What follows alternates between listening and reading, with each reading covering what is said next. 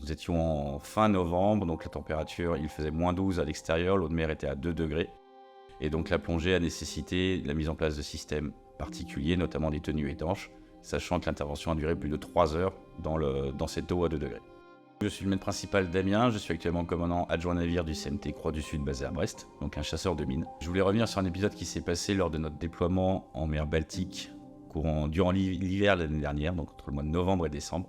Nous avons eu une avarie importante sur un système de propulsion auxiliaire qui nous sert principalement pour la chasse aux mines. Et il s'est avéré, suite à plusieurs plongées, que nous étions en train de perdre le moteur électrique. Nous avons décidé d'intervenir directement sur ce gouvernail actif, donc sur ce moteur électrique, afin d'éviter un passage au bassin qui pouvait rendre le bateau potentiellement disponible pendant 2 semaines. Il faisait -12 à l'extérieur, l'eau de mer était à 2 degrés.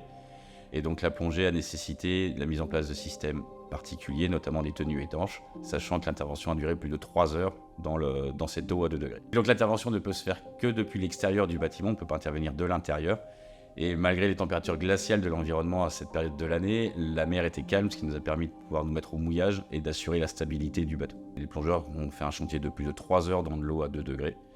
Et nous sommes parvenus à resserrer le gouvernail actif, retrouver son étanchéité et la pleine disposition de l'installation. Et donc de retrouver la disponibilité complète du bâtiment en une petite demi-journée au mouillage sans avoir à rentrer sur Brest et à interrompre la mission. Le fait d'avoir effectué cette réparation directement sur le théâtre d'opération a permis d'éviter de quitter la force au temps dans lequel nous étions déployés et ainsi permettre de poursuivre les actions, les opérations de chasse aux mines qui étaient prévues pour la Croix du Sud. Le fait d'avoir trouvé une solution technique en mettant en collaboration toutes les énergies du bâtiment montre bien ce que peut être l'esprit d'équipage au sein d'un bateau de la Marine nationale. On ne va pas rester bloqué et annuler une participation ou une des opérations en cours si, lors d'une difficulté, le fait de mettre en commun tous les savoir-faire, les nombreux savoir-faire individuels de chaque personne sur le bâtiment, permettent de trouver des solutions qui ne sont pas prévues, qui n'existent pas. Le mouvement collectif permet de retrouver rapidement une disponibilité grâce à la formation et au niveau de chacun, au service de l'ensemble du bâtiment et de la mission.